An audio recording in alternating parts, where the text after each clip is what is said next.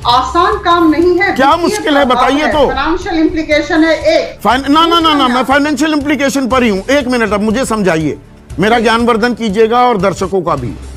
सारा एमएसपी पर खरीदी तो सरकार नहीं करती, सरकार करेगी।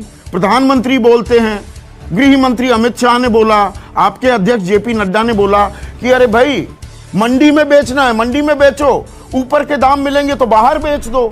कांग्रेस ने देश का बट्टा बिठा दिया। आप नया इंडिया बना रहे हैं ना, तो नए इंडिया में कानूनी जामा पहना दो। पर अपराजिता, मेरा सवाल ये, 51 दिन हो गए और आप बहुत बार मेरे शो में आई हैं, पर कुल मिलाकर तारीख पर तारीख ही मिल रही है। ये तारीख पर तारीख से समस्या का हल निकल जाएगा क्या? आप सबको नमस्कार। दुर्भाग्यवश आज जब नवे दौर की बातचीत हुई, हम फिर असफल रहे, किसी भी निर्णायक स्थान पर नहीं पहुंच पाए हैं। और मुझे लगता है कि कुछ लचीलेपन की जरूरत है। बहुत ही विनम्रता के साथ मैं कहना चाहूंगी कि हमारे किसान संगठनों के प्रतिनिधि जब टेबल पर बातचीत करने के लिए आते हैं तो उन्हें सकारात्मक मनोवृत्ति को लेकर आना चाहिए। एक दूसरा, थोड़ा लचीलापन होना चाहिए। रिजिडिटी अगर हुई तो समाधान नहीं होगा। देखिए, जहां तक सरकार की बात है, मुझे लगता है सारा देश जानता है हमारा रुख क्या है, हमारी मंशा क्या है। हम किसानों के साथ खड़े हैं, खड़े रहेंगे। और मैं आपको बता दूं कि हम लोग संशोधन के लिए तैयार हैं। हम न्यूनतम समर्थन मूल्य के लिए लिख कर देने के लिए तैयार हैं। और मुझे लगता है कि इस सिचुएशन में, इस परिस्थिति में हमारे अन्नदाताओं के जो प्रतिनिधि आते हैं वो भी ऐसा ना कहें कि इन्हें रिपील किया जाए। हमें बीच का रास्ता खोजना होगा। और मुझे लगता है सर्वोच्च न्यायालय में जब मामला दर्ज है और सर्वोच्च न्यायालय चाह रही है कि एक पैनल बैठेगा और पैनल में दोनों पैनल की बखियां उधड़ गई हैं। अपराजिता, आपको मालूम है ना पैनल वो कहां से बना? स्वतः सुप्रीम कोर्ट ने उस पैनल की घोषणा कर दी और उस पैनल में से अब भूपेंद्र सिंह मान ने इस्तीफा दे दिया, ये कहते हुए वो किसानों के हितों के लिए प्रस्थान कर रहे हैं इस कमेटी से। मतलब कहने का ये हुआ कि ये कमेटी किसानों के हितों को अनदेखा कर देगी, उनके हितों का संज्ञान नहीं लेगी। अनिल घड़वत भी कह रहे हैं मैं तो किसानों के साथ आकर प्रदर्शन करूंगा। हो सकता है 1-2 दिन में वो भी इस कमेटी से बाहर निकल जाएं। तो कमेटी तो नॉन स्टार्टर हो चुकी है। मैं कहूंगी भूपेंद्र सिंह मान कमेटी से निकलना उनका निजी निर्णय था।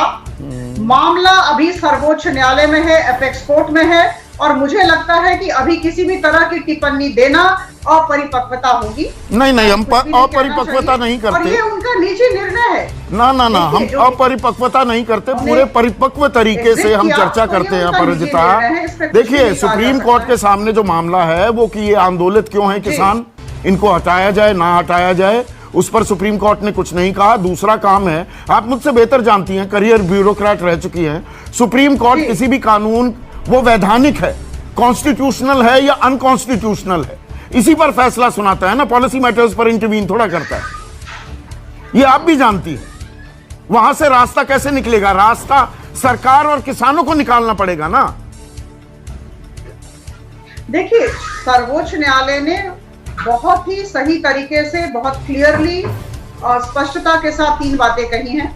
एमएसपी पर उन्होंने अपना राय दे दिया है कि क्या दे दिया? खाने का सवाल ही नहीं है। सुप्रीम कोर्ट ने कब कहा? सुप्रीम कोर्ट ने ये कब कहा? अपराजिता, नहीं, सुप्रीम कोर्ट ने कब कहा कि एमएसपी हटाने का सवाल ही नहीं है? नहीं, देखिए, आप अंटिल फर्दर ऑर्डर्स, जो पहला उनका जो निर्णय है आप उसे पढ़ ले।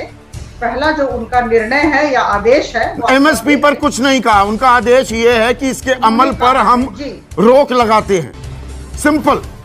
नहीं, अमल पर लोग तो लगाए हुए हैं, वो तो अंटिल फर्दर ऑर्डर्स, वो तो रोक लगी है। हाँ। उसके बाद आप पढ़ें, न्यूनतम समर्थन मूल्य को लेकर किसी भी तरह के भय की आशंका की ये कहना तो जी, भय आशंका अलग चीज हो जाती है कि एमएसपी बना रहेगा, ये नहीं। पर आपने 2 शब्दों का इस्तेमाल किया। अपराजिता, आपने 2 शब्दों का इस्तेमाल किया कि किसानों को सकारात्मक सोच रखनी चाहिए और रुख लचीला करना होगा।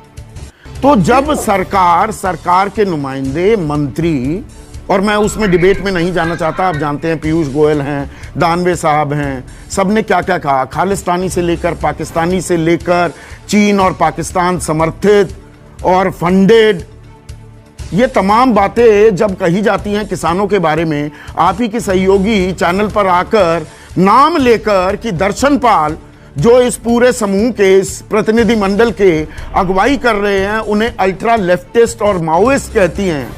बलबीर सिंह राजेवाल देश के सबसे उम्रदराज, सबसे, एक मिनट सुनिए, सबसे उम्रदराज, सबसे ज्यादा तजुर्बे वाले किसान नेता 1966 से आंदोलन कर रहे हैं, उन्हें माओवादी कह देती हैं, तो सरकार कौन सा सकारात्मक रुख दिखा रही है?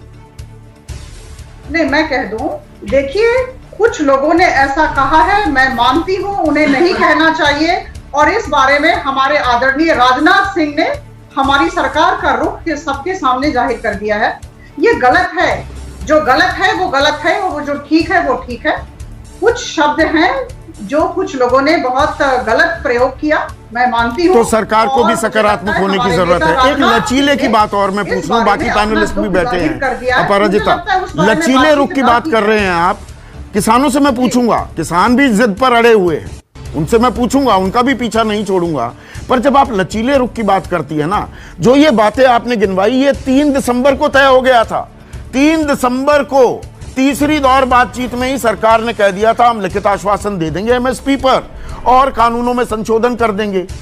आज हम 15 तारीख में बैठे हैं, तो 1 महीना 12 दिन हो गए, और दिसंबर 31 का महीना होता है तो 1 महीना 13 दिन हो गए। स्थिति तो जस की तस है। सरकार ने लचीला रुख कहां अपना लिया? अगर लिखित आश्वासन दे रहे हो आप एमएसपी पर, कानूनी जामा पहना दो। कौन सा कॉन्स्टिट्यूशनल क्राइसिस हो जाएगा? मेरी समझ से परे है ये। अभी संदीप जी, फाइनेंशियल इंप्लीकेशन होता है। न्यूनतम समर्थन मूल्य प्रधानमंत्री मोदी जी के कार्यकाल में नहीं आया है, ये चला आ रहा है, हाँ, 1967 से। हम जानते हैं कब से चला रहा है। और न्यूनतम समर्थन मूल्य को कानूनी जामा पहना देना ये बहुत आसान काम नहीं है। क्या मुश्किल है बताइए तो। फाइनेंशियल इंप्लीकेशन है एक। ना मैं फाइनेंशियल इंप्लीकेशन पर ही हूं। 1 मिनट, अब मुझे समझाइए, मेरा ज्ञानवर्धन कीजिएगा और दर्शकों का भी। सारा एमएसपी पर खरीदी तो सरकार नहीं करती, सरकार करेगी। प्रधानमंत्री बोलते हैं, गृह मंत्री अमित शाह ने बोला, आपके अध्यक्ष जेपी नड्डा ने बोला कि अरे भाई मंडी में बेचना है, मंडी में बेचो, ऊपर के दाम मिलेंगे तो बाहर बेच दो। तो ऊपर के दाम की बात हो रही थी, तो फ्लोर सीलिंग लगाने में ये फाइनेंशियल इंप्लीकेशन, ये आर्थिक बोझ किसके कंधे पड़ रहा है?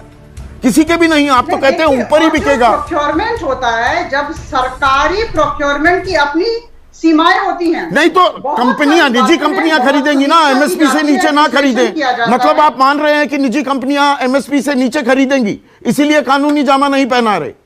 नहीं, हम चाहते हैं कि हमारा किसान स्वतंत्र हो, सशक्त हो। बिल्कुल, हम भी चाहते हैं। बात देना चाहती हूँ, हमारे किसान भाई भी मौजूद हैं पैनल में, मैं कहना चाहूंगी, मैं एक उदाहरण देना चाहती हूँ। संदीप जी, मुझे जरा सा आप 30 सेकंड का मौका। बिल्कुल लीजिए ना।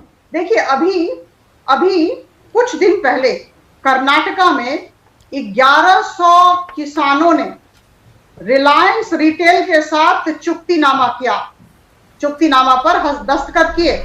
और क्या था, वो लोग अपना धान मसूरी वैरायटी बेचना चाह रहे थे 1950 रुपए पर क्विंटल पर। 1000 टन अपना धान वो बेचना चाह रहे हैं, चुक्तिनामा हो गया। और आप जानते हैं कि इस बार एमएसपी क्या है धान की? एमएसपी है 1850 रुपए, 1868, हाँ, 100 रुपए प्रति क्विंटल ज्यादा उनको मिलेगा। उन्होंने रिलायंस रिटेल के साथ चुक्तिनामा किया, और फर्स्ट वीक तक, मुझे लगता है सेकेंड वीक तक पूरा प्रोक्योरमेंट हो जाएगा। आपको 3 और उदाहरण दे दूं जहां पर करारनामा हुआ और भाग गया, आज भी उसको ढूंढते फिर रहे हैं। एक जगह 240 करोड़ का माल था, एक जगह 400 करोड़ का माल था, और किसान ढूंढते फिर रहे हैं कि भैया कौन था। सकारात्मक होना होगा।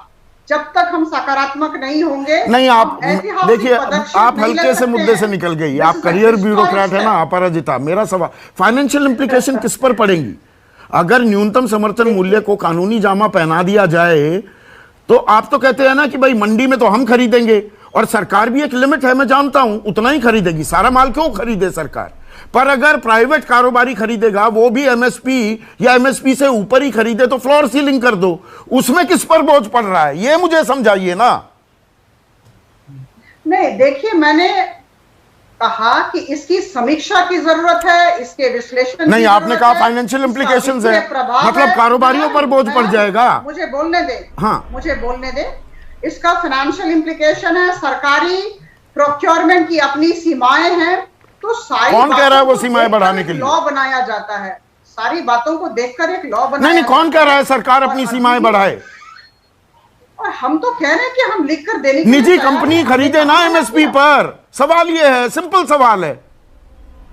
देखिए, वो बाद की बात है, हम तो अभी सीधा नहीं, निजी कंपनी क्यों ना खरीदे, सरकार खरीदेगी एमएसपी पर, निजी कंपनी क्यों ना खरीदे एमएसपी पर? अपराजिता, हम कह रहे हैं कि देखिए संदीप जी, मैं कह रही हूं, सरकार कह रही है कि न्यूनतम समर्थन मूल्य पर हम खरीदने के लिए राजी हैं, और तो राजी कीजिए ना निजी कंपनियों को भी, इन व्यापारियों को भी, आड़तियों को भी।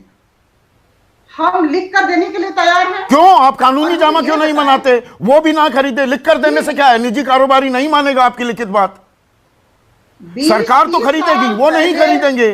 20-30 साल से ये चला रहा है न्यूनतम समर्थन मूल्य, अभी तक किसने क्यों नहीं कानूनी जामा पहनाया? ये बात वाजिब है आपकी, सब घड़ियाली आंसू बहाते हैं। अभी मैं कांग्रेस से भी सवाल पूछने वाला हूं, पर प्रधानमंत्री 2011 में working group on consumer affairs के अध्यक्ष थे मनमोहन सिंह को लिखते हैं ना कि कानूनी जामा पहनाओ एमएसपी को, 2011 में लिखा था, तब गुजरात के मुख्यमंत्री थे नरेंद्र मोदी। 50-60 साल से कांग्रेस ने, विपक्षी दलों ने क्या किया? कांग्रेस ने देश का भट्टा बिठा दिया। आप नया इंडिया बना रहे हैं ना, तो नए